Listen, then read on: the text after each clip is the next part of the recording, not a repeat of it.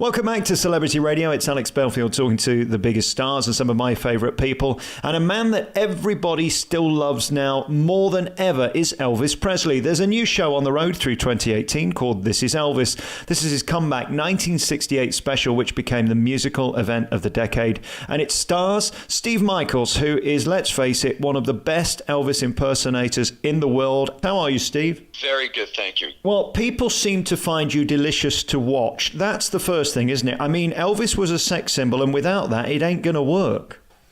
You know what? It's you have to have a little bit of everything, of course, and if that's what people are saying, then my goodness, I'll take it.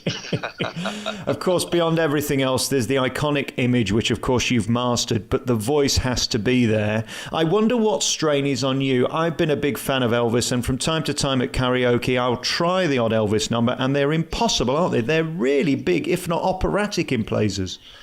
Oh, yeah. I mean, of course, Elvis's voice changed so much over the course of his lifetime, and the part that we're focusing on, This Is Elvis focuses on, of course, is that 68 comeback special.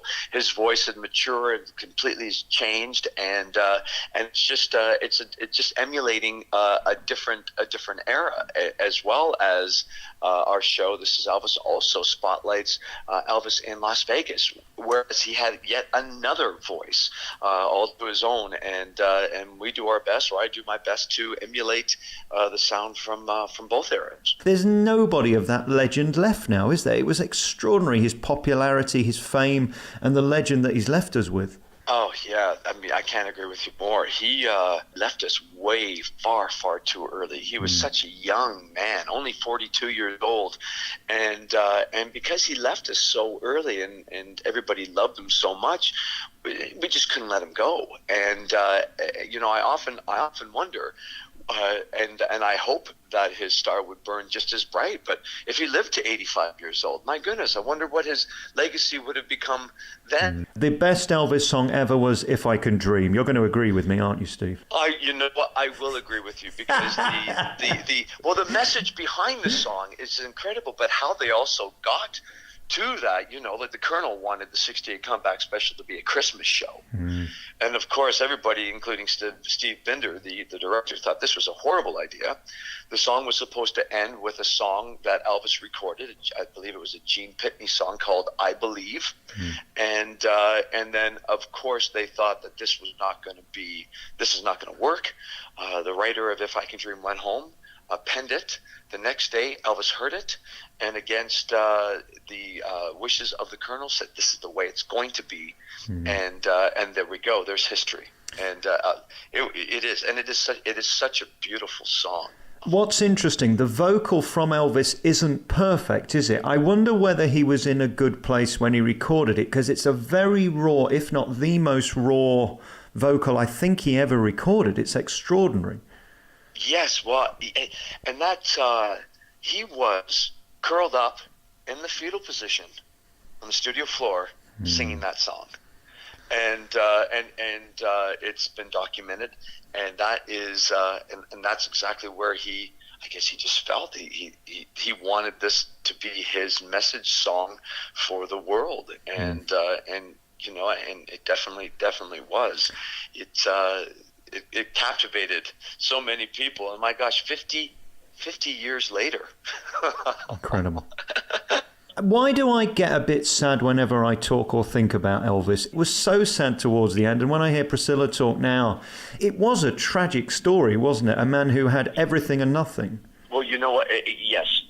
Again, my sentiments are exactly, because I think with Elvis, he was the first.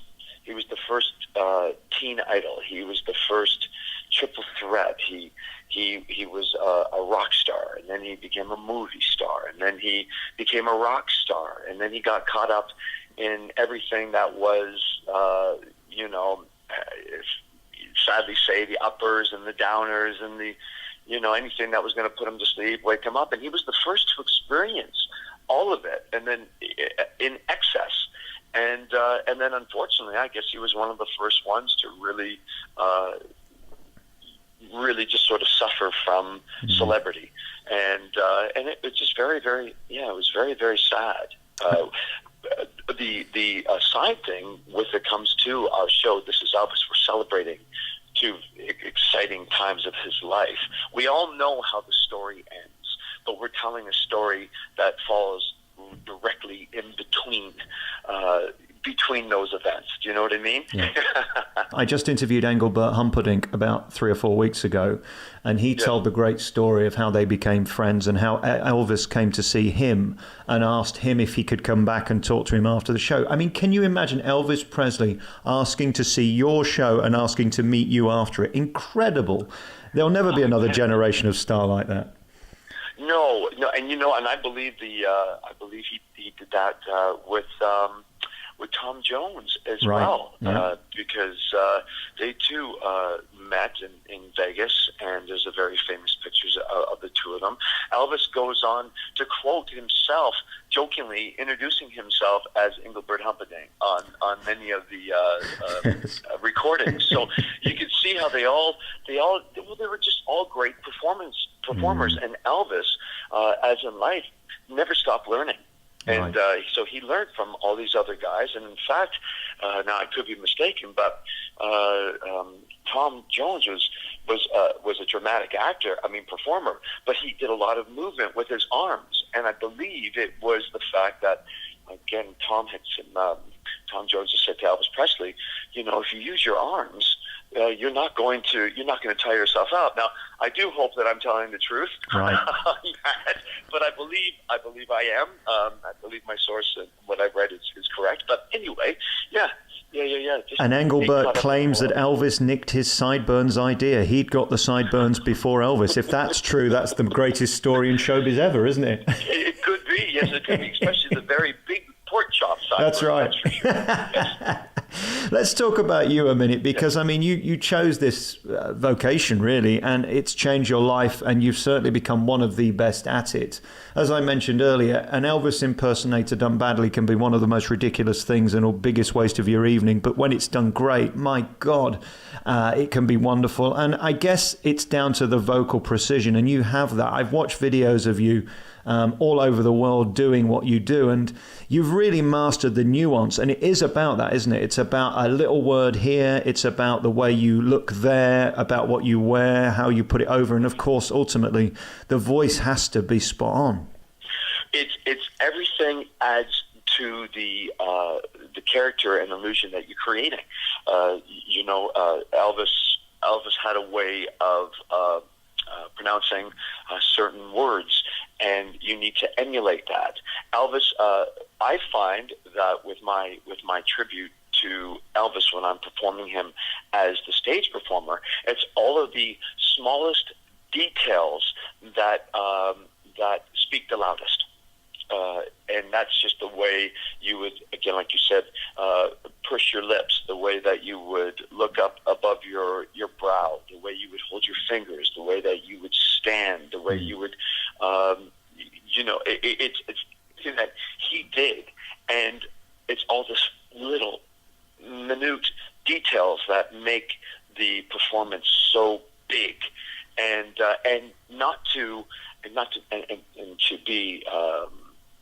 to make sure that it doesn't become a caricature of the man, because the man was never a caricature of himself. Mm-hmm. So it's to make sure that you focus in on that and never become a caricature. And again, that's what This Is Elvis is. It's such a beautiful salute to the man on stage as well as off stage, and never for a moment is it a caricature of the man himself. It's real. I wonder how many thousands of hours you've spent watching him, because that must be the only way you can master this. It is. I watch and listen to him. If I'm not watching him, I'm listening to him daily as I prepare to get ready for the evening events. I have studied and watched. My mother, the closest thing that I have based on Elvis's life is a very close relationship with my mother as well. And my mother has been my biggest supporter and my harshest critic, because she too is an Elvis fan. And she would look at me and say, I think you got to get back and watch that, just focus in on this. And the biggest thing she ever told me was, as soon as you think you have it is the day you leave the business, because you'll never have it, because Elvis was just this being. And she says, you'll get close. And she goes, and that's what you always want to strive for.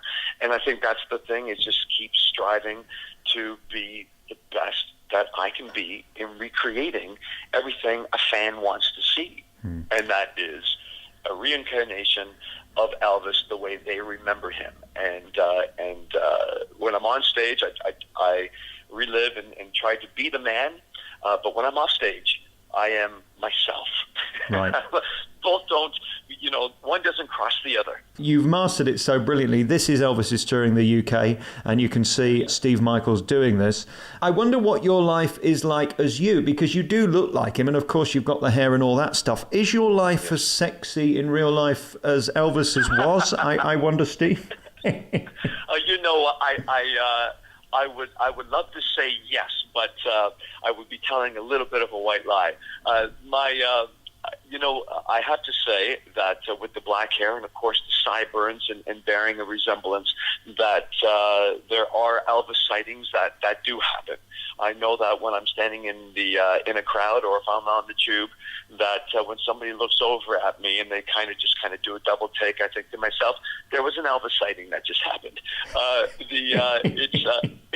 It's a hazard of the job, with these when you have black hair and sideburns, but it's something that I take in stride and enjoy. So. Well, congratulations on everything. I can't wait to come and see the show. You're touring the UK. I'll see you in Wimbledon in a couple of weeks' time. You're in Blackpool until tomorrow, then Edinburgh next week, Dartford. Beautiful big theatres. You're doing Aylesbury's huge as well. Weston-super-Mare from the 5th to the 10th of March. New Wimbledon, when I'll see you, 12th to the 17th of March. Then in Birmingham, of course, Regents in Stoke-on-Trent, Cardiff, Liverpool, Woking, Leeds Grand, Sunderland through June, Brighton, Bristol and Torquay, ending the tour on the 4th of August. It's been a real joy talking to you. Let's talk again in person, and congratulations on mastering this art of Elvis. You really pay tribute to him, which is the greatest compliment, I think, for a show like this. Thank you for your time, Steve. Oh, thank you very much.